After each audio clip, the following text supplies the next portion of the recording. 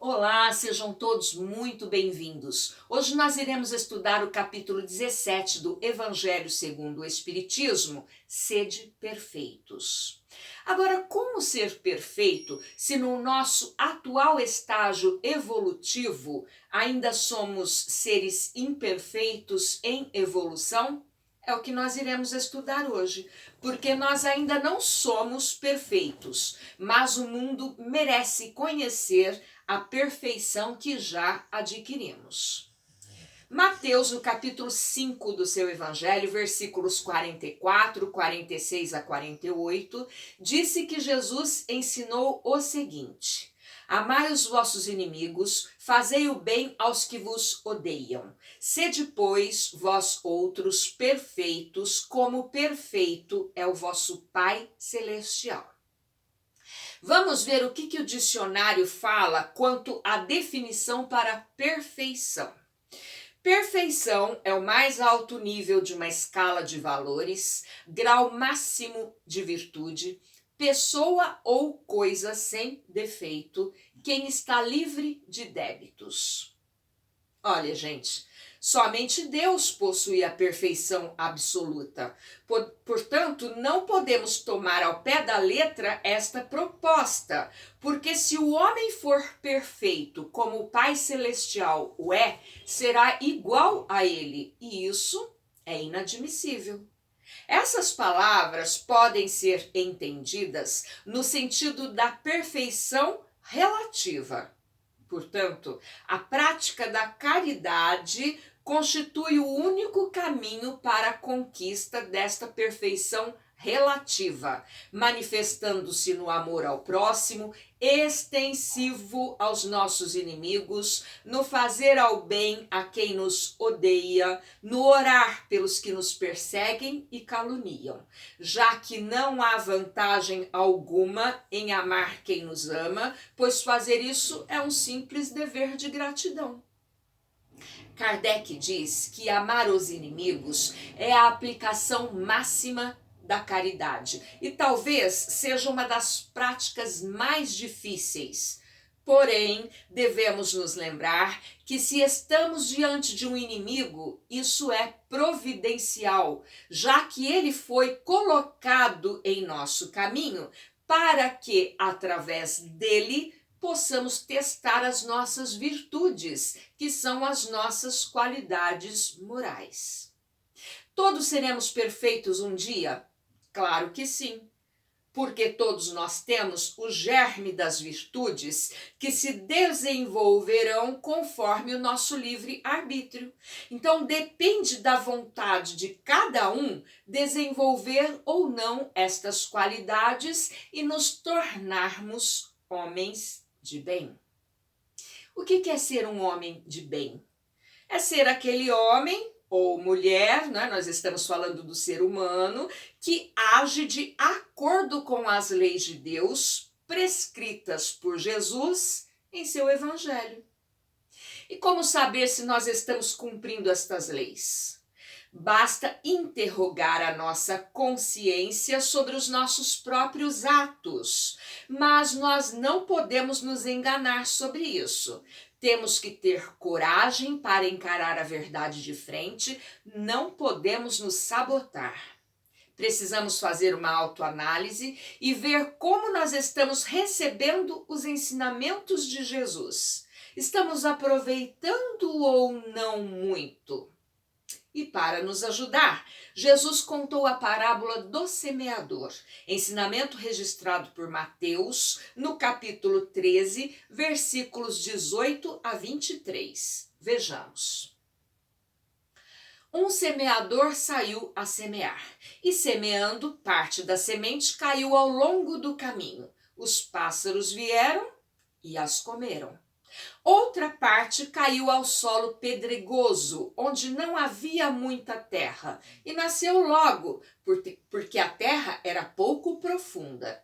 Porém, assim que o sol nasceu, ela morreu por falta de raízes. Outras sementes caíram entre os espinhos. Os espinhos cresceram e a sufocaram. Outras, enfim, caíram em terra boa, deram frutos, 100 por 1, 60 por 1, 30 por 1. Bem, o semeador é Jesus. Ele disse que estava semeando. Semente é a palavra do reino, o ensino espiritual.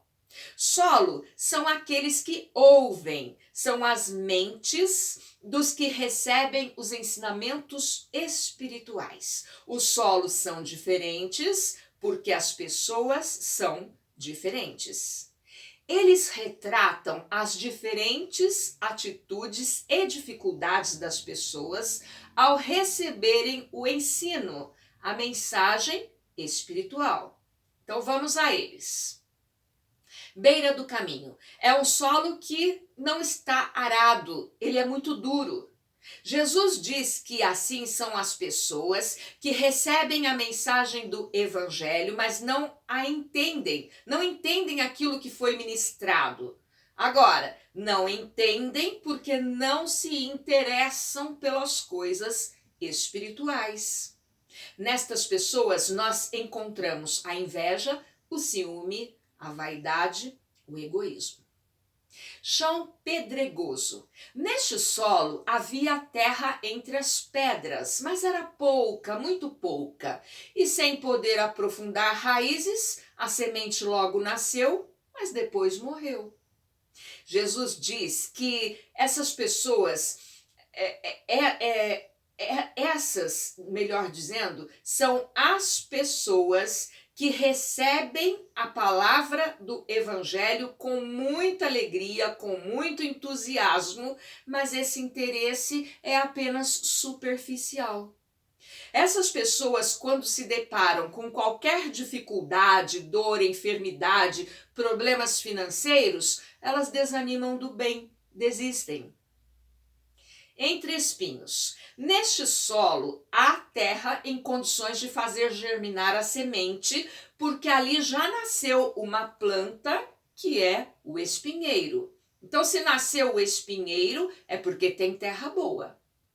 Simboliza, então, aqueles que sabem ouvir a mensagem, têm condições espirituais para entendê-la, mas os espinhos, que são os cuidados do mundo, sedução das riquezas, cobiças de bens materiais, também cresceram e a sufocaram, tornando a terra e a pessoa infrutíferas. Terra boa. Aqui sim. É aquela pessoa que ouve e compreende a mensagem do evangelho, que reconhece a grandeza dos ensinamentos espirituais. Neste solo, as sementes dão fruto, porque a pessoa coloca em prática tudo aquilo que aprendeu. Viram? Nós somos os solos e Jesus é o semeador. Como que nós estamos recebendo os ensinamentos do Mestre? Que tipo de solo nós estamos sendo? E para essa resposta, temos o dever de encarar a verdade sobre os nossos atos. O dever é a obrigação moral da criatura para com Deus, para consigo mesmo e para com o próximo. Consiste na prática do bem de maneira permanente e progressiva. No dicionário, a palavra dever significa aquilo que tem que ser feito. Mas quando nós falamos em dever, logo nos lembramos de obrigação. E nossas obrigações, nossos deveres, é um assunto que não gostamos muito de falar, de colocar em prática, porque muitas vezes nos leva a grandes sacrifícios. É claro, ser bom, caridoso, trabalhador, sóbrio, modesto, honesto, exige sacrifícios e dá trabalho, como de nos afastarmos do orgulho e da vaidade. E temos deveres para com o próximo também. Olha, nós exigimos muito os nossos direitos, queremos que eles sejam cumpridos, mas nos esquecemos das nossas obrigações. Isto porque muitas vezes os deveres estão ligados diretamente à educação moral. Quanto mais educados moralmente perante as leis de Deus, mais fácil fica de cumprir os nossos deveres. Olha, gente, nós temos direito a tudo na vida, mas temos deveres também e não podemos nos esquecer disso. E falando em deveres para com os outros, quando temos autoridade ou poder sobre coisas e pessoas e abusamos dela, essa autoridade poderá sim ser retirada de nós sem o nosso consentimento, quando Deus quiser e julgar conveniente. Por isso, temos o dever de ter responsabilidade quando estamos lidando com o próximo, principalmente quando esse próximo estiver a nosso cargo. Precisamos deixar que um sentimento de piedade purifique os nossos corações. Cumprir com o nosso dever é saber que todas as dores, todas as decepções são provas ou expiações e devemos aceitá-las sem murmurar, sem praguejar. Cumprir com os nossos deveres é respeitar as diferenças porque somos diferentes. É ter certeza que aquele que prejudica alguém com palavras más, que fere o outro com o seu orgulho, que dá o desprezo, falta com o dever de amar ao próximo. Outro dever que nos cabe é o de não nos intrometermos no dever do outro, porque isso faz com que ele fique impossibilitado de ter experiências que irão fazê-lo amadurecer. Então, fazer no lugar do outro só porque eu sei fazer melhor? Não. Auxiliá-lo é uma coisa, se intrometer na vida dele ou dela é falta de caridade. E mais um dever nos é dado, o de cuidar do nosso corpo. Sendo ele o instrumento da alma, é necessário que esteja na melhor forma possível para que pratique o bem e evolua. O corpo não é nosso, ele é emprestado, pertence a Deus, portanto temos que cuidar sim muito bem dele, ficando longe de todos os excessos. Bem, como nós vimos, temos que cuidar do corpo, mas nós somos mais, muito mais que um corpo, não é mesmo? Nós somos espíritos imortais, portanto, a perfeição que estamos buscando é a perfeição moral. Tem pessoas que irão encontrá-la com mais facilidade, outras nem tanto, mas todos nós iremos, acreditem nisso. Enquanto não acontece, nós devemos tentar mais uma vez mais, até que se torne um hábito. Não é da noite para o dia, é um treino diário. E nós temos a fé para nos ajudar. É a fé que nos dá aquela certeza da vitória. Mas ela precisa ser inabalável, firme e forte.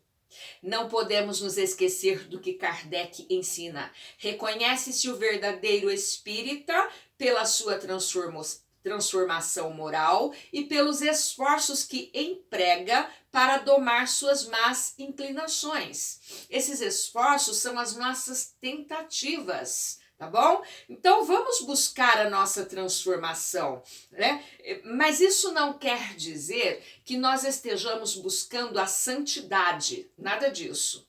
Quando nós cumprimos com as nossas obrigações, com os nossos deveres com a família, sendo um bom pai, boa mãe, bom marido, boa esposa, filho, filha, sendo honesto, trabalhador, já estamos sendo perfeitos, porque estamos sendo homens de bem.